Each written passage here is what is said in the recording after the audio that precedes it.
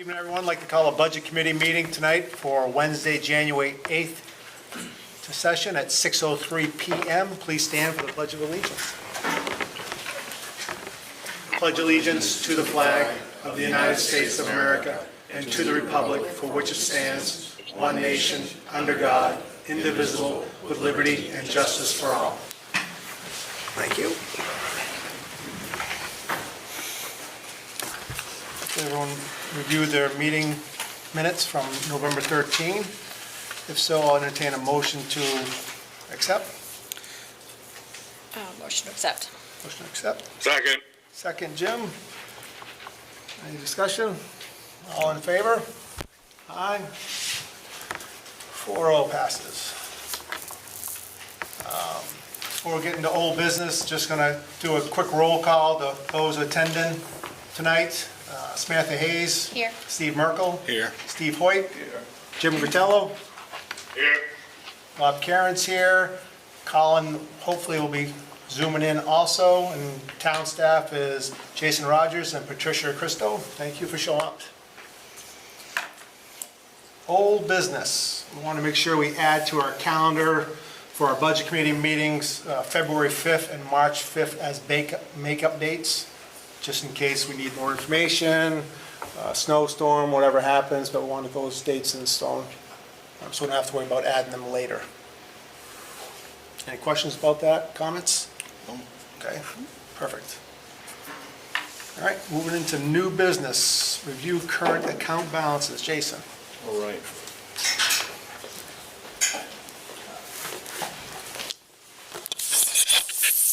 Not talking loud enough for you? All right. So this season, what you'll see during the various budget meetings is a just PowerPoint overview highlighting the significant changes in the budget from the previous year, whether there's an increase or decrease, and its impact to the budget. For today, what we're going to start off with is we're going to prep the environment for working with in this season. We'll start with our balances.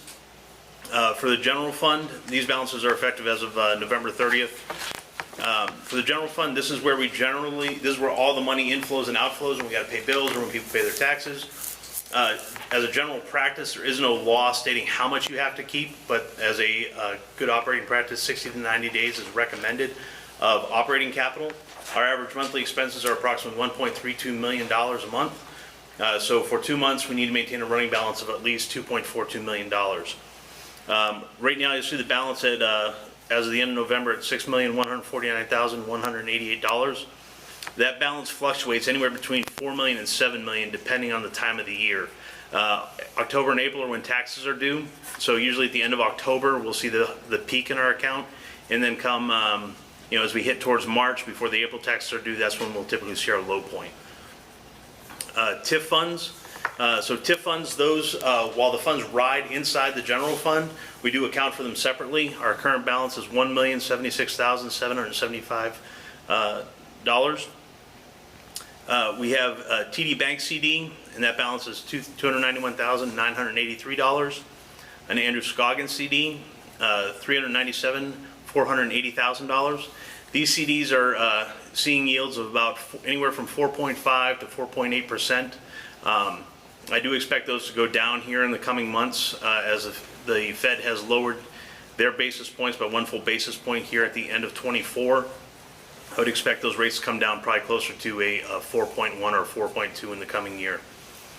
They do roll over every quarter, and our finance department manages that. The last one is the Chaplain Trust. That balance is at $397,480. The Chaplain Trust was a separate trust created by the Chaplain family several years ago, and it was to serve the needy in Naples. The use of that fund, the select board are the trustees for that fund, and they're allowed to disperse up to 75% of interest earned each year on that account. This is treated as a last resort. If a resident can't get assistance through GA or other means, they can apply for these funds.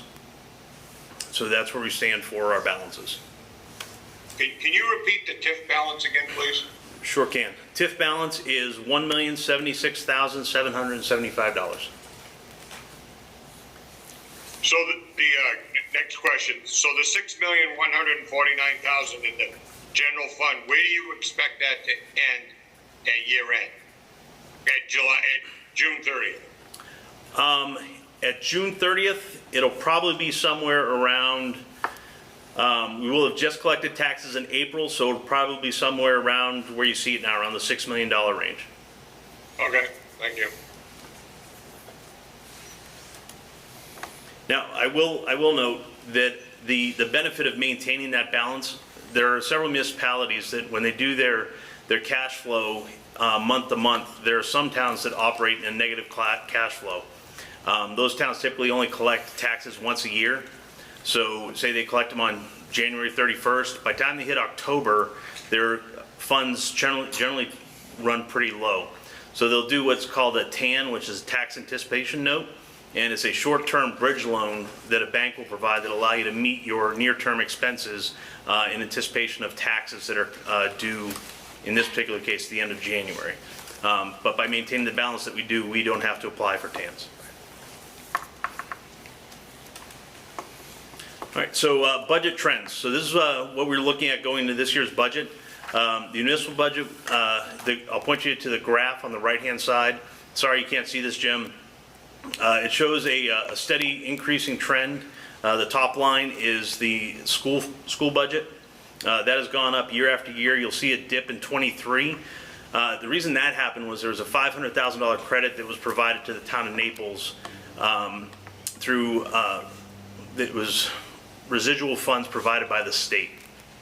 So that's why we saw that one dip. But you'll notice in '24 we bounced right back to the '22 budget numbers, and actually was at slightly higher than that. In '25 went up again about 7.2%, and then again we're anticipating about a 7.9% increase for FY '26. The municipal budget, '22 was very low. Steadily it increased in '23, and then we saw a big increase in '24. We corrected that in '25 through an accounting realignment with the TIF funds. So basically, we found last year in talking with the auditors that TIF was being double accounted for to the tune of about $600,000. So we corrected that, and that allowed us to really absorb that large increase we saw in last year's municipal school budget. So in 2025, we came down from the '24 numbers, and then going into '26 with the budget I'm proposing here, where the municipal budget will go up by about $88,000. So a small increase. So why is that happening? Healthcare costs went up 17% this year, starting in December. The other part of that was in previous years, the town employees get something that's called a healthcare reimbursement. So what happens is our healthcare plan for an individual is a $4,000 deductible, and for a family it's an $8,000 deductible. Employees, when they expend their deductible, say you go see the doctor and your deductible is $1,000. You can turn that receipt in, that bill, and our healthcare reimbursement plan will go ahead and reimburse you for that deductible, or I should say deductible reimbursement plan. So I fully accounted for that for all employees. In previous years, it was not fully accounted for. While historically we only use about 33 to 40% of that total amount, budgeting wise, I have to account for the full amount, anticipating that employees would use the whole thing. Then the retirement plan. So we sat down with our retirement plan provider, and we identified that we were not fully participating in the plan. We had in the past had treated it as matching dollars, so if an employee only wanted to give 1 or 2%, the town would match 1 or 2%. In reviewing the policy that was signed in 2022, it actually calls for mandatory participation at 5%, not to exceed, or shouldn't even say not to exceed. It's a mandatory 5% participation for an employee and a mandatory participation for the employer at 5%. So you cannot do increments less than that or over that. So for those two items alone, more than account for the $88,000 increase in the municipal budget for this year. The school budget, their numbers are not final, just like the county, but in talking with Jim Gailey, the county manager, and Al Smith over in the school superintendent, they're both anticipating about a 7.9% increase in their budgets this year. So for the school, we're looking at roughly a $689,000 increase. And for the county, we're looking at about a $62,000 increase in their budget. The county's done because of the scale of the graph, it doesn't really reflect that slight increase each year. But they've been steadily going up about 7% a year.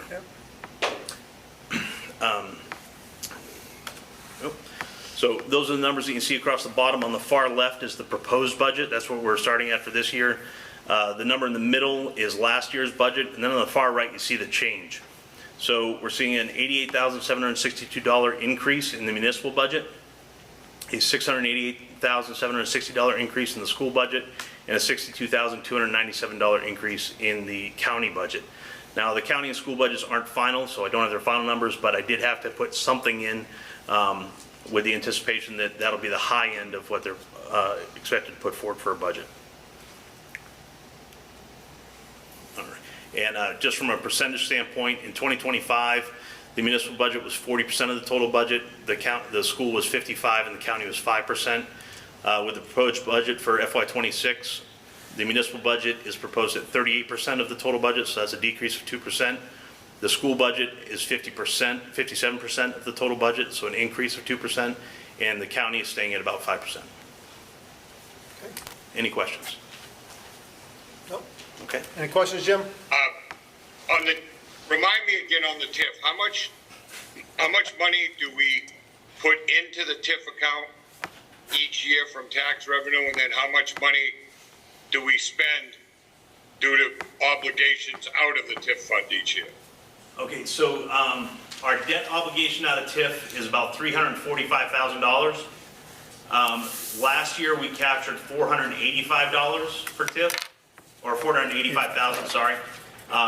But we were eligible to capture up to $706,000. Now, for each additional dollar we capture, that does impact the mill rate. Yep. So, yeah, no, I guess, so all things being equal, every year, the TIF fund increases about $150,000, the balance. It could, but. Or currently we spent $345 and we take in $485. Right, but in 2024 and 23, we only captured $300,000. Yeah. And that was an effort to reduce the mill rate. Okay.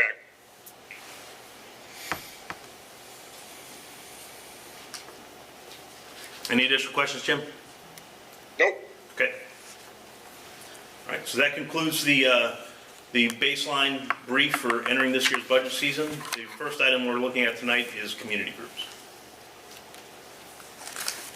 So the first one, there were 6 or 5 community groups that did not submit requests. Notifications went out in November with a deadline of December 6th to submit requests. As of December 6th, we'd only received 3 requests for community groups. Those came from Naples Historical Society, Naples Public Library, and Tricky Pond Environmental. So for Naples Historical Society, their request actually went down. Last year they were at $7,760. This year they're requesting $4,600. Correct. And the general rule for this is if a organization is requesting an increase or they're a new organization, they're required to attend and present. So there's no requirement for Naples Historical Society. The next one is Naples Public Library. Last year they requested $92,000. This year they're requesting $95,000. Is there anyone here from the Naples Public Library? Nobody here.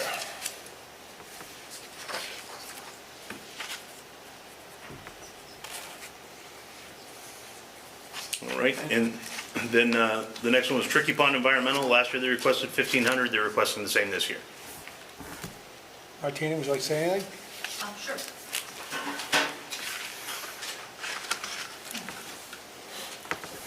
Thank you. I'm here speaking tonight as the president of the Tricky Pond Environmental Protection Association. Also here this evening is Arlene Shepard, who is our clerk. For those of you who aren't familiar with our organization, we're a 501c3 nonprofit charitable organization, and we raise funds for our mission on Tricky Pond to protect the water quality and to work in the watershed. In the materials that I provided to you, you could see that nearly 96% of our funding goes directly to working to support this mission. Last year, we funded 626 hours of courtesy boat inspections at the public ramp on Tricky Pond. We subsidized water testing conducted by the LEA in the amount of $1,550. I'll back up for a minute. Those 626 hours of boat inspection cost us $11,812. We replaced the water pump at the boat wash station for a cost of $800. We pay electricity at the boat wash station last year at about $400. That's definitely going to go up. Yeah. Our non-usage electricity bill just came in, and it's $10 higher than it usually is.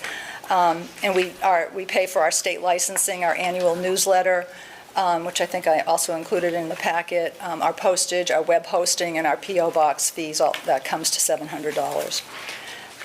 So that's primarily what we spend our money on. In the past few years, we had an additional expense. That's all taken care of because we conducted a watershed survey and supplied matching funds towards an EPA 319 grant that we got. So over the past 2 years, we also contributed $4,000 to that in matching funds. And all of our money comes from donations. And, we usually get about $2,300, $2,500 from the Maine DEP because we apply for a grant from them yearly to help pay for the CBI, the courtesy boat inspections. Again, all of this is in the narrative. I think I'm providing this more for people at home so that they understand why we're asking for this money. So the last year, we asked for $1,500, and we're asking for the same amount this year. Thank you. Any questions for Martina, anybody? So just roughly, because, Yep. I mean, if you, 626 hours, a lot of hours up on Tricky Pond. Right. For volunteers to stay there. They're not volunteers, they're paid. That's what we paid $11,812 for. But it's 78 days if you do an 8-hour shift. Do you usually just do it They're almost like 10-hour shifts. They Are do they? take a lunch, but Okay. yeah. That's And great. we cover most of, we do start weekends at Memorial Day and do weekends until the till the middle third week of June, and then we do daily. And then last year, we were able to extend, and we do daily all through July and August, and we extended it a little bit into September and did weekends until the end of September, so, That's great. That's Yeah. a great thing to have. It's a great body of water up there, nice and clean. yeah. We want to keep it that way. You have a question at the end, too. Sorry, Yeah. Steve. Just out of curiosity, like Moose Pond, those other ponds, who pays for those inspectors? Moose Pond, the launch at 302, the Moose Pond Lake Association collects funds. That boat launch, as just like, that CBI there, just like ours, is hired and managed by LEA, but then the Lake Association pays. So To fund it. Basically, they're a sub. So LEA is the employer of those courtesy boat inspectors. They cover their, workman's comp, should anything Sure. happen, all of that kind of stuff. And then they bill us twice in the season for the hours. Nice. Super. Yep. So, given the numbers that you just saw and how much Naples as a town is going to have to be paying out for all the things that we can't control, I know you're not asking for a lot of money, but if Naples wasn't able to give this year, it's not going to change your end game by all that much, is it? Like, you'd probably be able to make up that 1,500 somewhere else, or make We'd have changes somewhere else in your We'd have to budget. really ensure that we get the donations that we get, and we'd have, what I But you have some didn't, pretty heavy sponsors on the back of your flyer that you sent around. I mean, you have some pretty big companies here that are backing you guys up, so. I don't want to give they don't give the majority, percentage-wise, they do not give the majority of the funding. The majority of the funding comes from anywhere from $100 to $250 donations from the people that live on Tricky Pond. We're fortunate to have those donors, but that is not the largest portion of our donorship. So actually, if we lost one of those, it would be less impactful than if we lost the town of Naples. So if you lost $1,500 from the town of Naples, you're saying it would completely change your No, it would not completely change it. No, we would just work harder to get more donations. Yep. And then we do have the added expense, I think I mentioned it in the narrative, that we have to rebuild the boat wash station Yes. this year because it's done its job. It was built in 2004, it's literally falling apart. 20 years old. So we're going to need to hire an electrician, cha-ching. And the carpentry will be done from our volunteers, but, so that's going to be an added expense that we didn't have these last few years. Do you know how many people from outside of Tricky Pond use it that are Naples residents? I have no way to know that. I mean, I know that the marinas launch boats there for rentals. The campground is, that is the boat launch. That is the only way to get a boat on Tricky Pond is that public launch. So every boat, every kayak, everything, and a kayak and a canoe can carry milfoil into the Yeah. lake. So any boat that comes on Tricky Pond is coming through that boat launch. It's a heavily used boat launch. For a small lake, it's one of the best-looking boat launches in the lake region, which I think also makes it appealing. It's a busy place. And we have some great CBIs in the summer, and if they weren't so good at what they did, I don't even know where half the cars would park. Because it's Nice a area hopping down there. place on the weekends. Any other questions from Martina? Samantha, you all set? Jim, you good? Yep. Thank you. Appreciate it. Can I back up a second, Bob? Sure, you can back up. How far? About 25 years when I felt really good. The retirement and the health insurance thing that you talked about, the more I sit here, the more I'm starting to think about it. It sounds like Jason said we fully fund either one of the accounts in the past, and he's decided to put in the budget and fully fund them this year. Couple of things. The health insurance reimbursement. If we fully fund that, and the employees don't use that, that fund is going to continue to increase, I would suspect, right, Jason? At the end of the year, it dumps back into the general fund. So funds that aren't used dump into the general fund. Oh, it does. Okay, so we don't have a separate enterprise account to put that money in, and it's going to continue to build. No, we don't. Okay. Yeah. And the second thing is, I remember when I worked at Hannaford, the retirement plan, you could put 1, 2, 3, 4, or 5%. Can't we change that? I mean, if the employees only want to put 1 or 2%, well, why should we force them to put 5% in? Yeah. So the way that, when we sat down with our provider, I was just talking to Pat next to me. When we talked to the provider about a month and a half, 2 months ago, he said to change it would only apply to new employees. Employees that were hired while the existing policy was in place, they're locked in on that policy. And we can't change it? No, because that's what they were hired under. That was part of their employment agreement. So we could change it, but if we... What if they agree? What if the existing employees agree to change the policy? That was not identified as an option by our provider.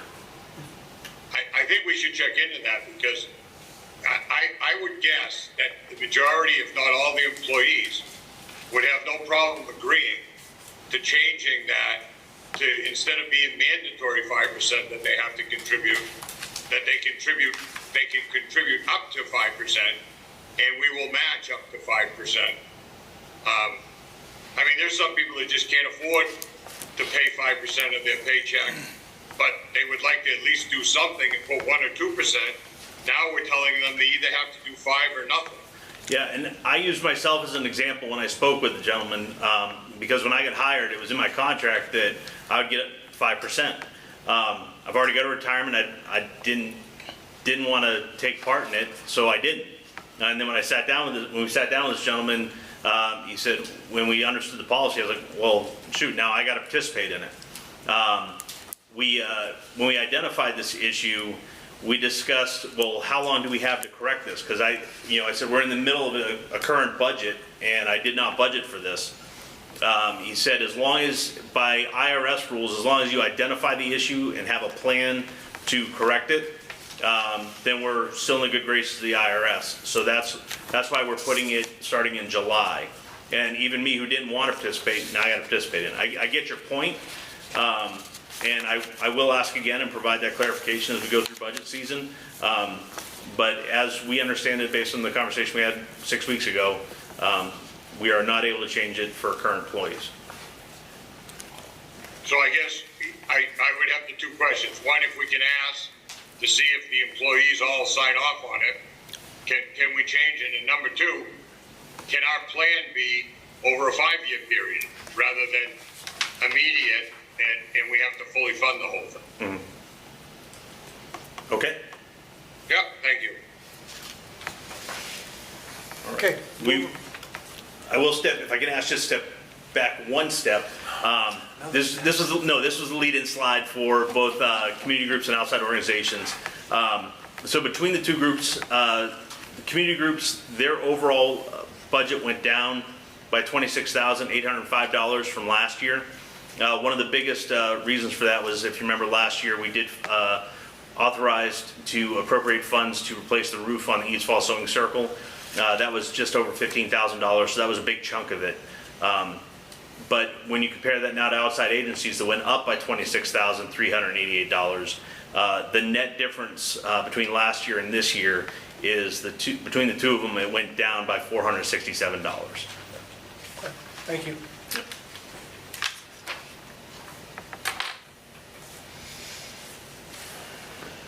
Next is outside organizations.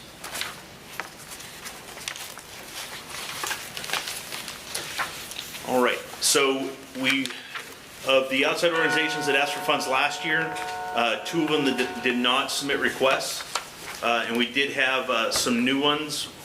We had a total of 3 new requests, and that is from Lake Region Recovery Center, Day One Youth Substance Mental Health Program, and Sweetser.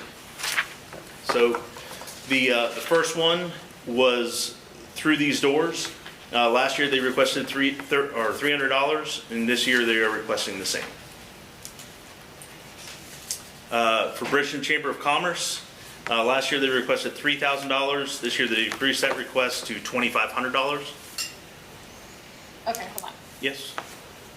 So in their letter, it says we request a stipend of $500 for the town of Naples, in line with previous contributions. So are they adding it on? Is that what they're asking? So they're asking for $2,000 plus an additional $500 stipend, so for a total of $2,500. So that is what they're asking for, Yes. the total? Okay. All right. Okay, and Lake Region Television, last year they were requesting $3,500. This year they're requesting $3,700. Oh, 35. $35,000 last year. Boy, That was close. That was late good. day. And this year they're requesting $37,000, so a $2,000 increase. And we do have a representative from Lake Region, if you'd like to. Hello, my name is Chris Richard. I'm the station manager for Lake Region Television. Yeah, we haven't asked for an increase probably in 2 years, maybe 3 years. The reason why we're asking this year is because our bills have gone up. I mean, QuickBooks has gone up $800. Our archiving service that we use to put, Naples meetings on to create the link so people can watch it, that's gone up. That went from $650 to $1,300 and something. So yeah, it's just equipment's gone up. Just everything's gone up. So that's why I'm asking for the increase. Okay. Any questions for Chris for Lake Region TV? Bob, Go ahead, Jim.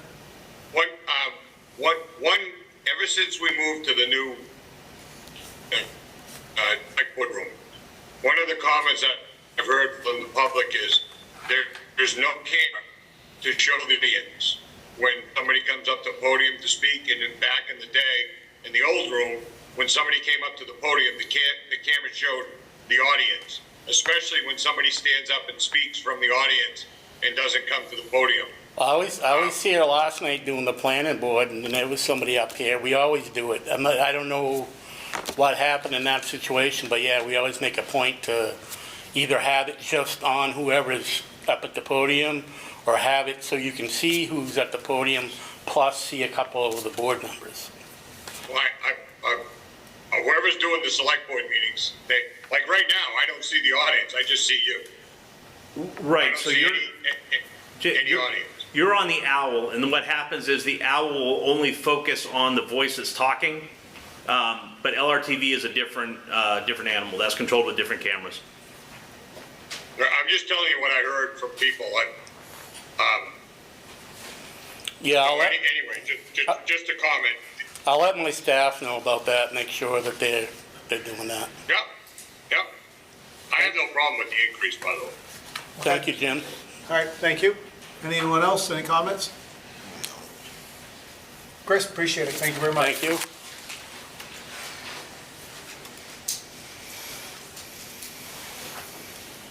All right. So the next one is Lakes Environmental Association. Last year they requested $10,000. This year they're requesting the same. Next is Northern Light Home Care and Hospice. Last year they requested $1,000. This year they're requesting the same. Lifelight, they requested $1,000 last year. They're requesting the same this year.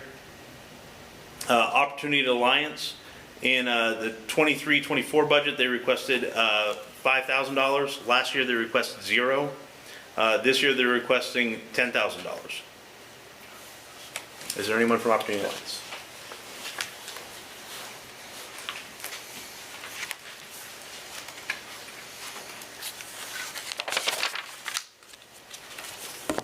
Hi, my name is Anna Roberts. I'm coming from the Opportunity Alliance. I am the Foundation and Corporate Relations associate.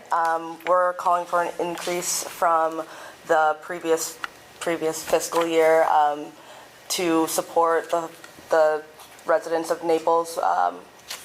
In the previous year, we had 284 residents use our services. The organization deals with a multitude of different issues, from mental health to homelessness services, including people that are in crisis, as well as supporting the women, infant, and children's service provider. Sorry, I'm a little bit nervous. This is my first time up here. That's okay, you're okay. But we are asking for an increase because although we are federally funded to a portion of our funds, we also submit grant applications and town funding for the residents that live in Cumberland County. Yes, I am here for any questions that you have. Just curious on 484 people last year. You didn't ask for funds. Do you know what you did the previous year for taxpayers, for residents in Naples? Do you have those numbers? I'm not sure why we didn't apply for last year. I started 3 months ago. But for this year, we're making sure that we are asking the towns for where our residents live. What we are noticing is, although we are applying for other grants and other funding outside of town funding, we are not getting accepted. We are a larger organization, nonprofit organization, 501c3, but because we're seemingly so big, we do not get accepted for a lot of larger grants, so we are seeking supplemental income in that sense. Interesting. Yes. So you're doing a really good job. Thanks. I'm gonna come in pretty hard though. Yeah, that's fair. Just to let you know. So you guys were in South Portland. Yes, we are. Right. Do you know how much your CEO made last year? I'm not sure how much our CEO, but I can. $205,000. Do you know how much the company made last year? It was 37 million. It's our- 37 million. Yeah. So you guys have 37.5% of your budget is going to your salaries. You asked Bridgeton for $2,000. That's what you got last year. Not you, it was you. Yes. Want to make that clear. Yes, You're doing a really absolutely. good job. I'm not coming at you. And Casco was 5,000. You're coming in from last year with Naples as nothing, and now you're asking for 10. I'm sure you saw our numbers. Naples is having a hard time. The more money we give to your organization and organizations like this, the more we're pushing our residents into a deeper hole, which is going to circle back into more business for you guys at 37 million. For more money for your CEO, which is then going to circle you back here asking for more money, which is just going to continue this loop. I might stand alone here, but that's why I'm sitting here, because I told people of Naples I was going to protect all their pennies. There's no way I'm going to vote for $10,000 for this organization.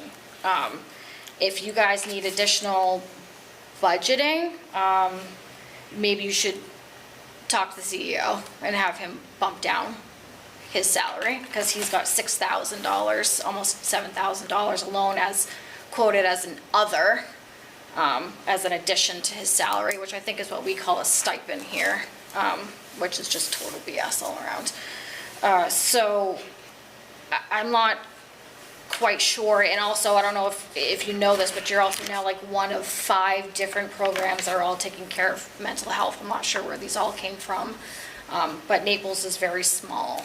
So if you don't get this money here, are you going to stop servicing Naples? Absolutely not. That would never be the case. We will service anyone that we can within.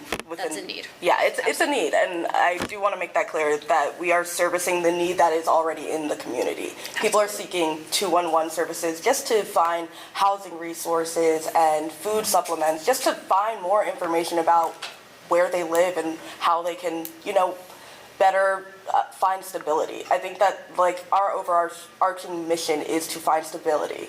And as we are seeking out those resources that we never thought we would be seeking out, it's because of inflation, and those are pressing matters to not just people in Naples, but across the state of Maine. Yeah, it makes perfect sense. I mean, I don't know if I'm assuming when you came up, you drove across that beautiful bridge, and we usually have a gorgeous River Queen sitting out there, and our, during the summers, our parking spaces are full. We make no money on that. Yeah. Our town has been really good at making nothing and capitalizing on nothing from the tourists that come up here to visit us.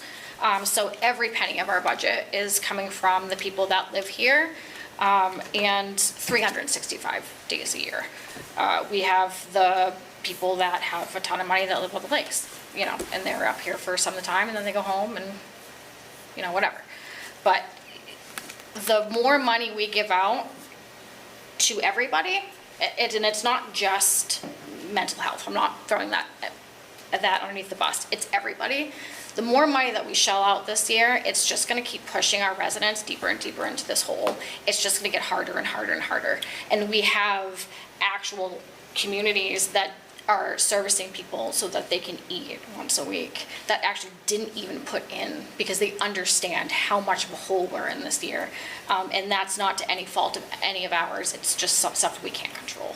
I do want to make it clear that we don't just deal with mental health services. We do deal with food insecurity and housing insecurity. So it's not just mental health issues. We do community building as well. We run dozens of programs, so it is not just mental health that is being affected. It is heating assistance, people that are literally just can't pay their heating bill for 1 month. That is one of the higher, for the residents of Naples, that is one of the higher things that our budget goes to for those residents, is heating and WIC. Gotcha. Yep, and that's on the front page of your paper too, that you do have those other funds. Any other questions, Diana? We got one from Jim. Good, Bob. Jim, say something. Well, I'm going to. I'm not going to let Sam stand alone on this issue. I agree, and I've actually, over the 7 years I've been on here, the larger organizations that have the multi-million-dollar budgets, we have tended to either shy away from or give a token, I use the word token lightly, give a token donation because we appreciate and understand that they're serving the citizens of Naples. But there are other organizations that work on volunteers, on a shoestring budget, they're not paying a CEO, and those are the organizations we have tended in the past to fund, like the food pantry, like some of the other organizations locally. So I would agree with Sam. There's no way in the world I would ever support a $10,000 payment. sorry. Yeah, all disappeared. Wait one. Why does that do that every, you can't set like a 2-3 It's set for hour 3 thing? hours, and I don't know why it's Why? timing. It shows I got 2 hours left, and it times out in 30 minutes. It's so weird, I've noticed that a bunch. I do agree with Jim and Sam on that. It's quite a hefty jump. You But they know, threw Granted, it we gave them once. 5 before, then I- 0 I last year. appreciate- Very clear and very. You know, very that's clear. quite a Appreciate jump this. from I'm happy the to be here. 0. Very much so. I need to be here. Jim's back in. Jim, you okay there?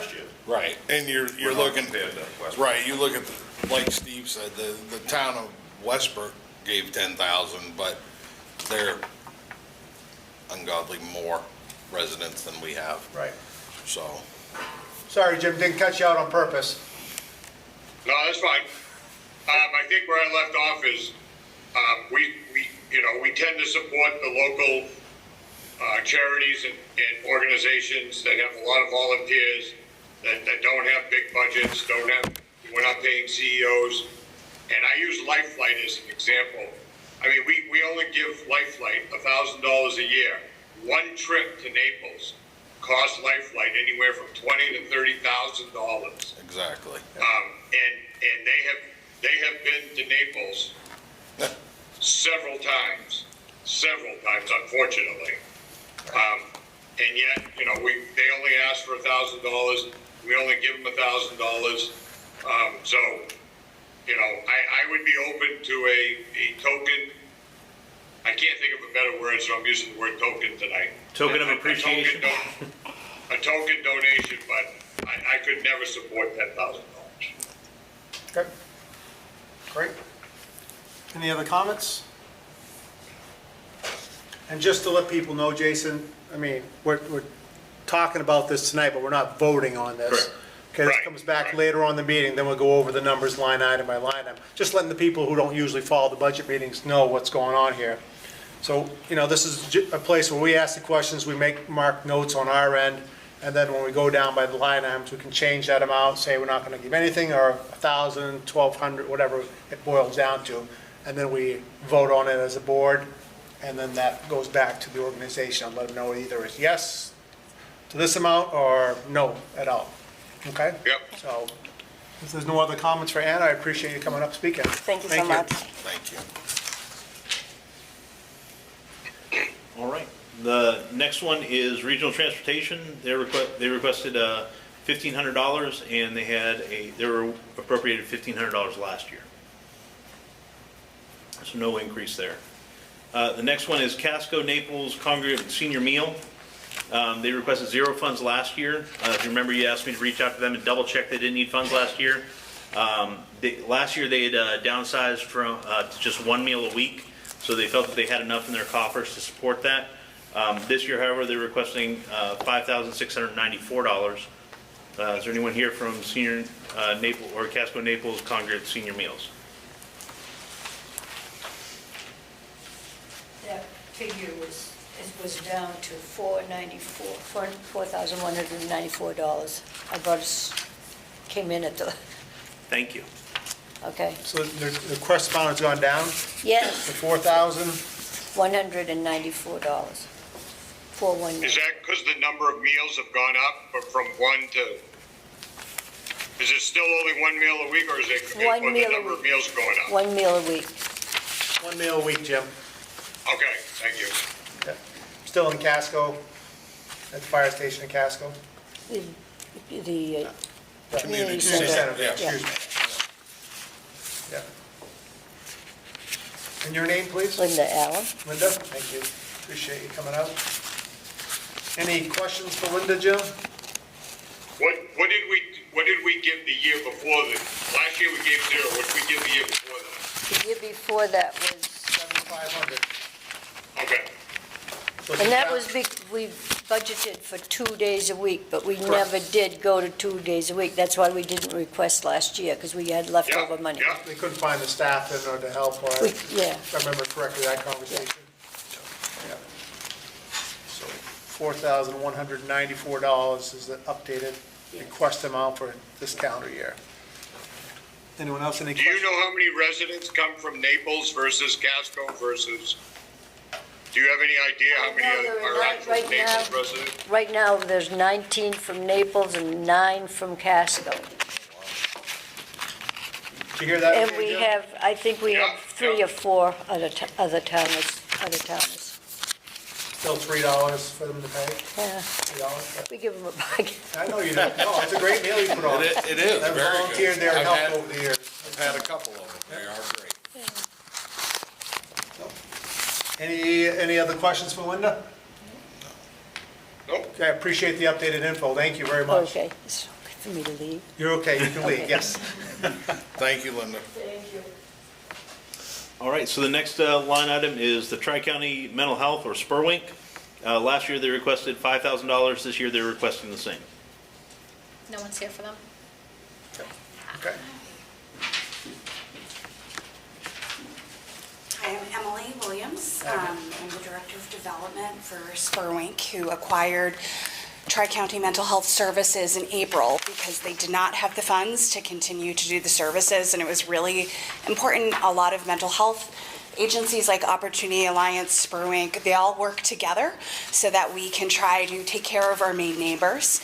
And it was really important to us to make sure that these residents, because had Tri-County not been acquired by another mental health agency, there would not be services for the 1,500 Mainers that were being serviced, 30 being served in this town.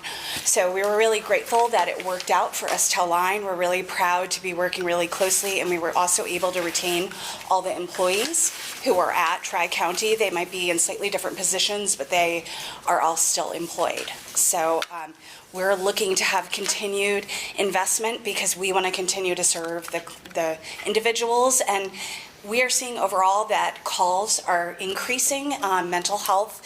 Now on average, 1 in 5 Mainers have a mental health crisis in their family and are seeking support from agencies because there are not enough clinicians in the state, and therefore there are other ways outside of clinicians with caseworkers, counselors in school, things of that nature to support our families who have mental health crises.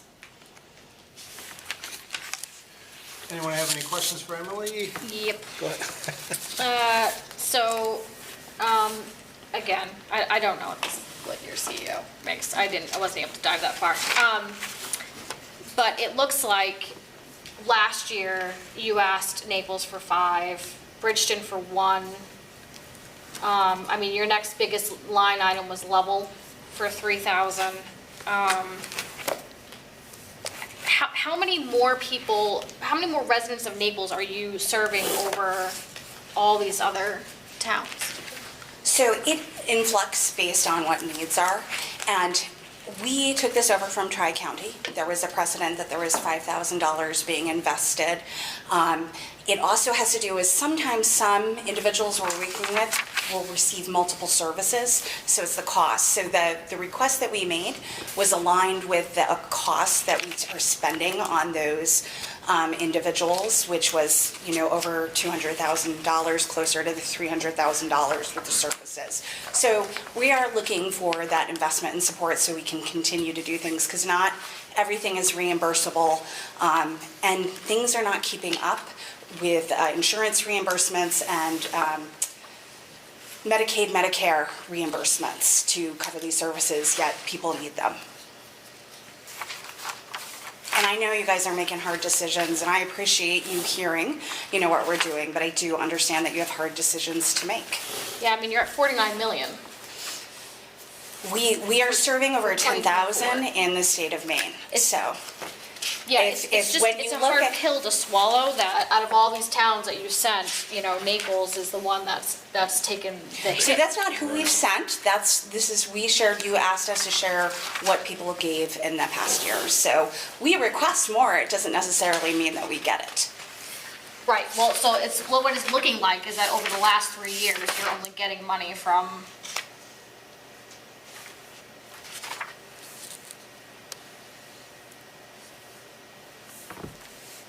11 towns. Yes, because. And out of those 11 towns, out of all those people, out of the $49 million that you guys made last year, out of the 11 towns that you received funds for, 5,000 of that was from us, and we are the largest out of these towns. I mean, Bridgeton is thriving way more than we, maybe that's why you don't need their money, because they're thriving, and we're not, and we're just barely surviving. But it's $1,000. So what I'd also say is that different towns have different ways that we support money. So for example, Portland, the city of Portland is investing a lot of money, but they have different grants and different things set up. So different ways that we're getting investment, but in individual requests, so this is kind of an individual request we make of the town, that's the money we're receiving. So we want to make sure we're comparing apples to apples, but there are different towns, that there are different grants or different things we can apply for and get investments. But when we're providing information back, we want it to be apples to apples, and this is something we've acquired from Tri-County that we're taking on. So Spurwink just had different ways of doing things, but we want to continue the revenue to come in because we don't want to have a deficit with the services that we took over from Tri-County and not be able to continue them on. So we're looking to carry on the practices that they did for income so that we don't get in a situation like they did where they couldn't keep their doors open. Should have put them in the bank and cleared up the debt. Go ahead, Steve. Do you know what you asked out of Bridgeton for this year? I do not, because According we to the haven't sheet, made nothing. that ask. Because our According to the fis- sheet, nothing. Right, well, that's why, I guess that, like Samantha says, it's kind of a, population-wise, they do have a few more than us. I don't feel that it's equal by any means. I do understand, but just voicing that I don't feel that it's equal, so. Okay, thank you. Jim, any questions? Yeah, actually, Jason, if it's possible, because we're not gonna vote tonight, we're gonna go through all the budgets before we vote on anything. Correct. Is it possible to get a spreadsheet of the outside agencies and the other community agencies that are requesting money from the town of Naples? Can we get on one sheet of paper so we can see it, the surrounding towns and what they're contributing?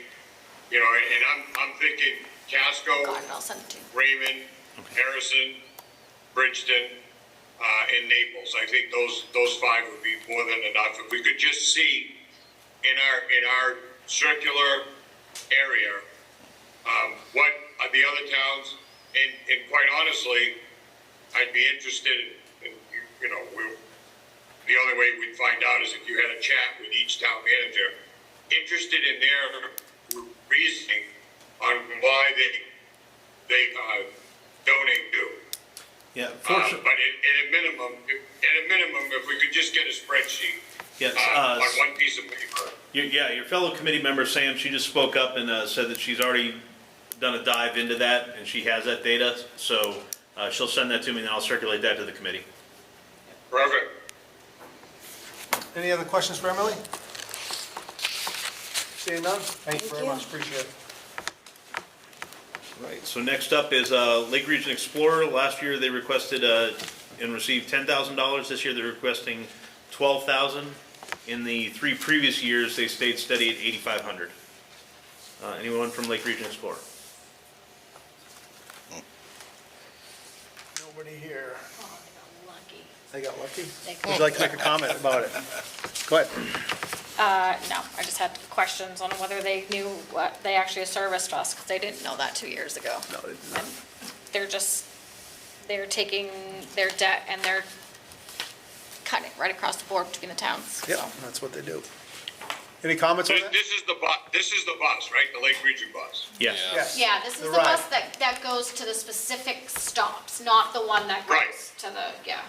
Okay. Yeah. Well, just so you know, and Bob was there, 3 years ago, we cut the funding to zero, and the freaking town meeting turned around and put it all back in the budget. And cut our knees out from underneath us.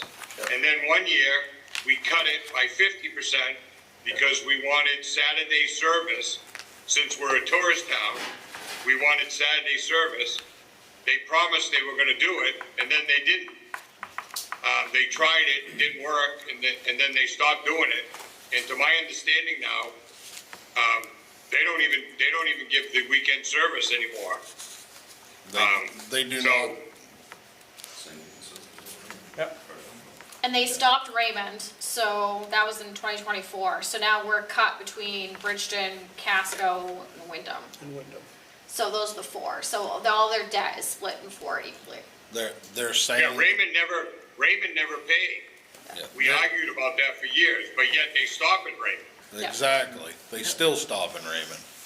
Right, Yeah. right. I've been behind the bus. Okay, no other comments on that? Any other discussion? Okay, we'll move on to Maine All Public right. Radio. So Maine Public Radio, they requested and were appropriated $100 last year. They're requesting the same this year. Next one is Lake Region Senior Services. No funding requested last year. This again, Bob, was one that you had us call on last year. Right. Last year they were debating whether or not they would continue service. It appears that they intend to continue service. They are requesting $4,194. It's possible I may have transposed those numbers between Casco, Naples, Congress Senior Meal, because that's the same exact number Same that they exact had. number. Yep. So we but- think it's more $5,694? Yes.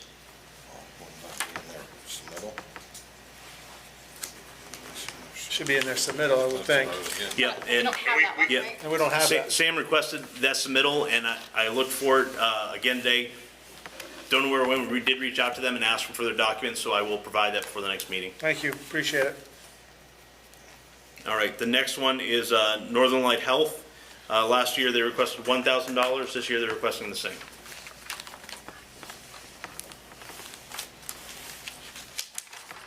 All right, and next is this is a new one. This is the Lake Region Recovery Center, and they're requesting $1,500. Someone here to speak for? No Tracy Martin at all?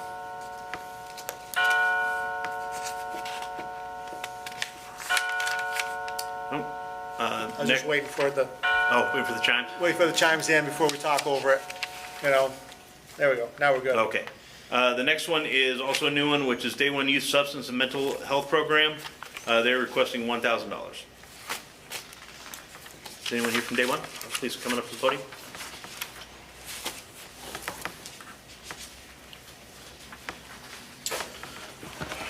Good evening. My name is Dan Morin. I'm the Director of Community Engagement for Day One. Live right here in Gorham, right nearby, and born and raised in Lewiston. And what we are asking for is $1,000.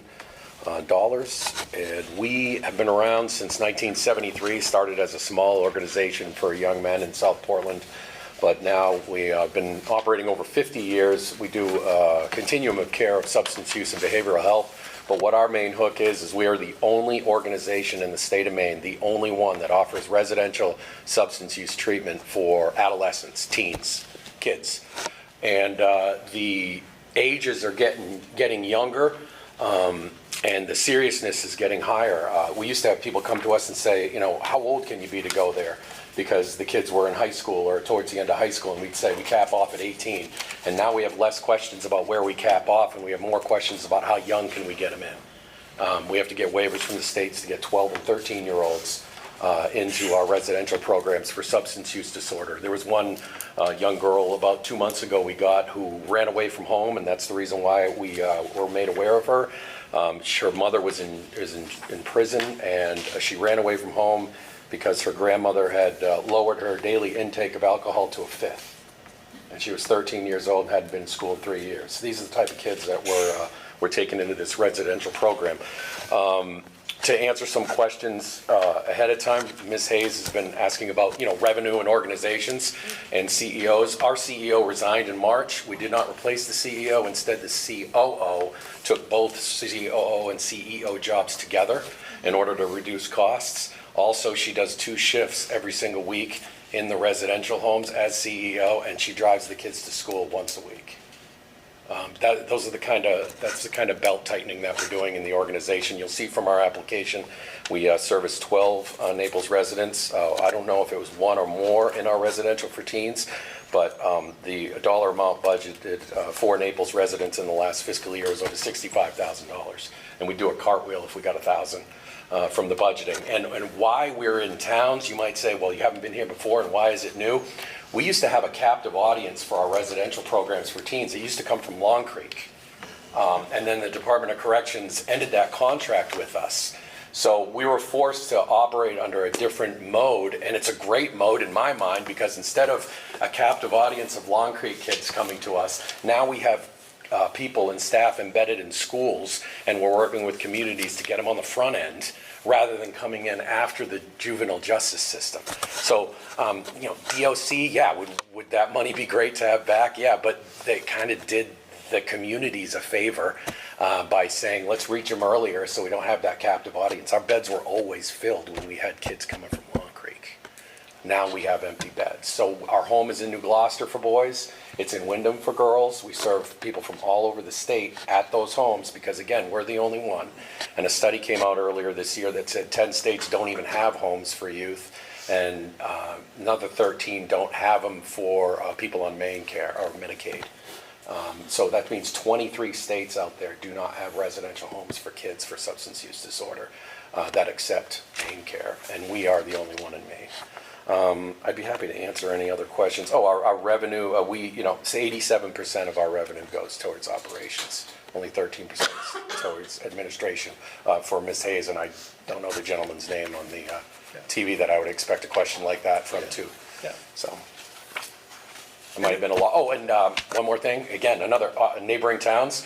This morning we had a finance meeting. Sorry to take long, but I was listening to all the questions you're asking. And my coworker came in and we were talking about getting foundation money, grant money, corporation money, trying to do anything we can to get everybody in the state to contribute to this problem. And my coworker said, yeah, I just recently submitted up to $35,000 in town and city requests through budgeting.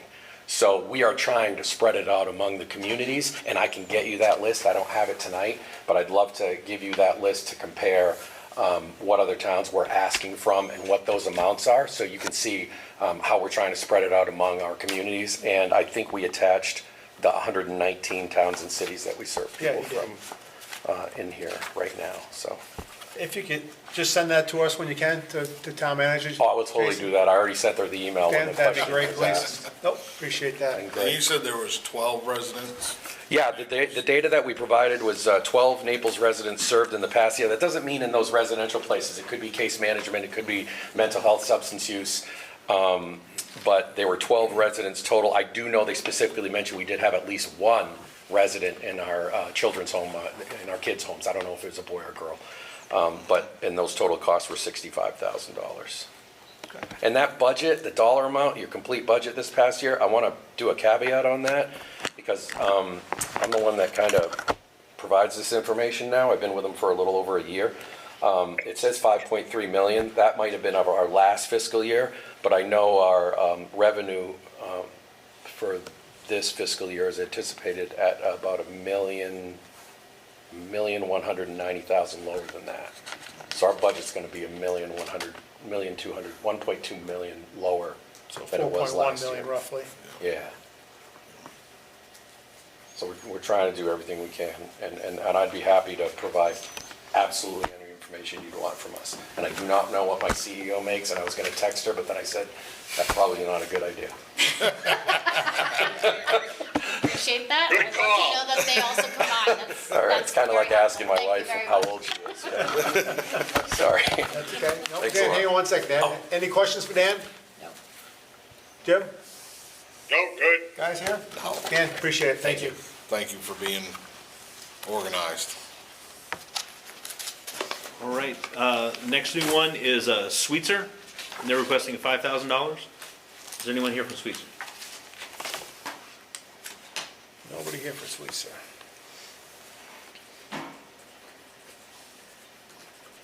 All right. Right, and the last one is the Historic Union Church. They're requesting $1,000. Perfect. Any questions on that? Or seeing no questions? Looks good, Jason, thank you. Okay.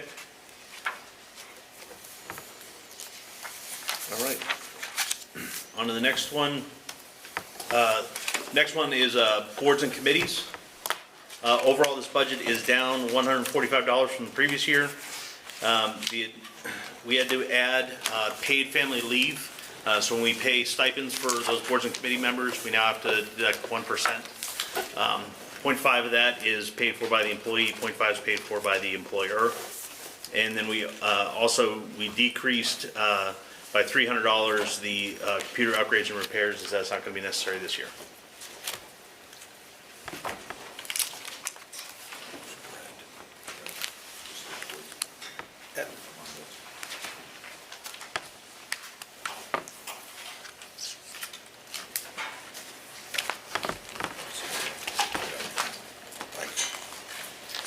Any questions for Jason on the boards and committees?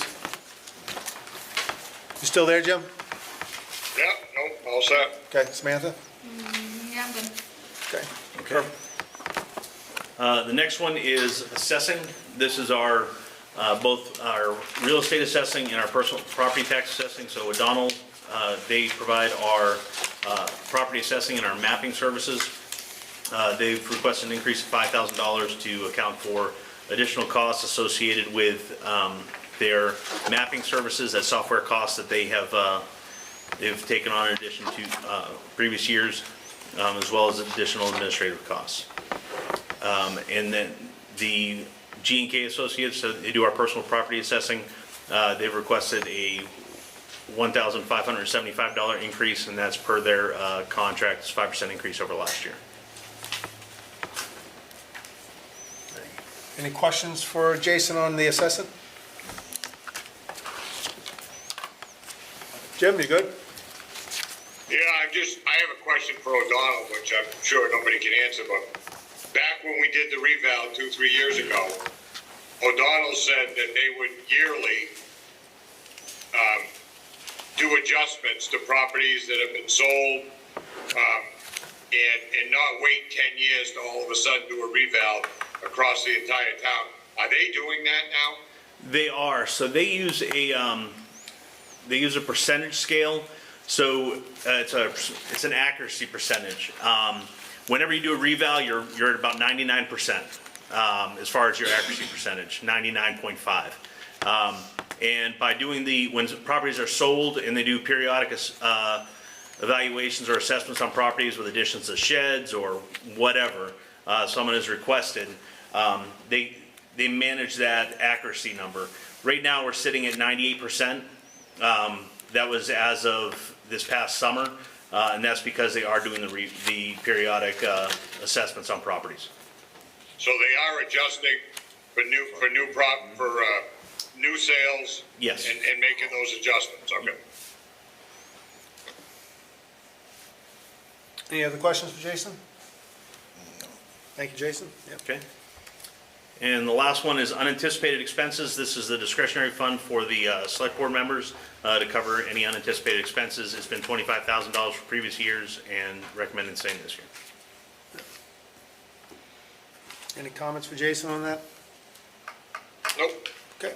So this is what they get to, like if they want to buy stop signs, this is what they're pulling from? No. No. This is, So this is a fee that that the select board get for a stipend for different pot of money.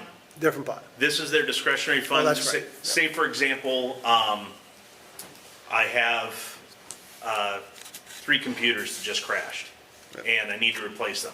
Correct. And the money that I have appropriated for computer replacements will not satisfy that cost.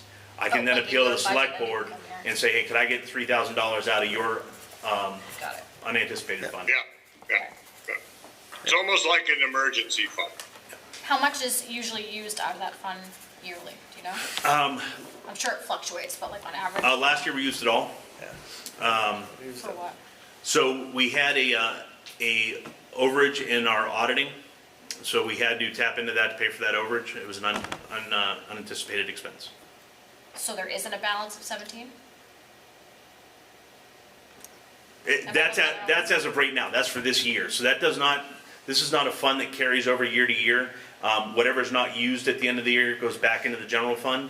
So it's not like a reserve or a capital improvement fund or anything like that. It's just as of today, or as of when I made this sheet, their balance was at about 17. They already used 8,000 of it. They did. Yeah. Oh, okay, got it. Got it.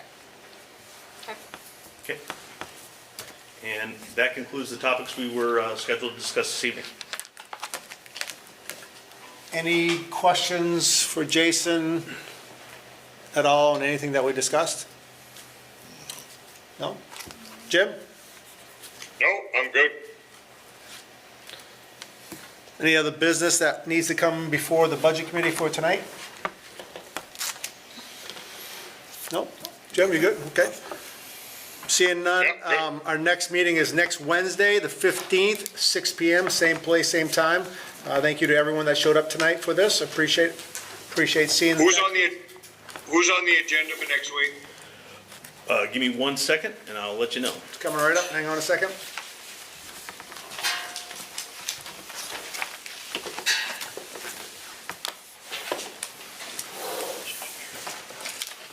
So next week, January 16th, we will be scheduled as the audit review, but in my recent discussions with the auditors, the 23-24 budget or audits will not be done until approximately March, so we will not be reviewing those.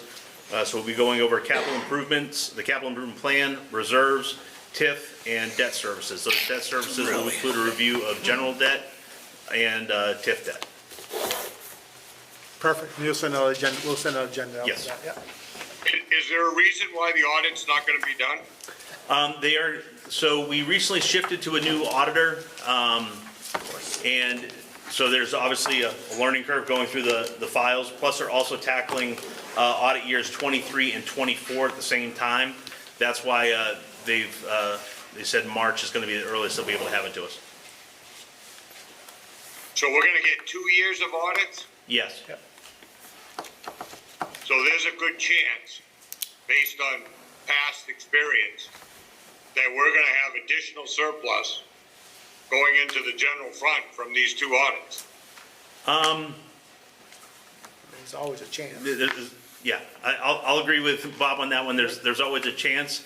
The finance department does keep a pretty good handle on the rolling check balance or the general fund balance, so I don't anticipate an increase there. TIF is pretty tight as well. So I wouldn't expect too much of a variance in the balances. Okay. Okay. No other questions? I'll entertain a motion at 7:15 to adjourn for the night. I motion. So moved. Motion and second. All in favor? Aye. Thank you very much.